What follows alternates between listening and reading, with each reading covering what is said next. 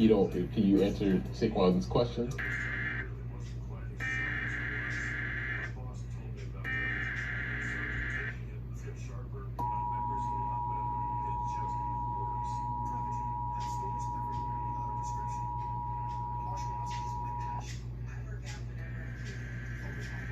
The following message is transmitted at the request of the Texas Department of Public Safety.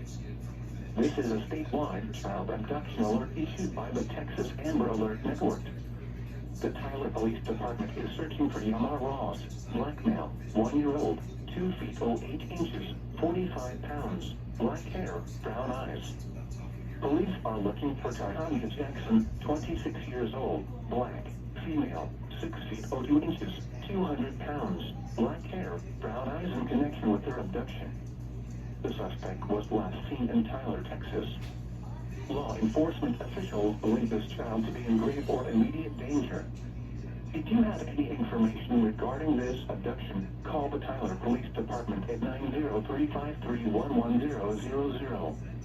News media point of contact is Tyler. $2 million got in the way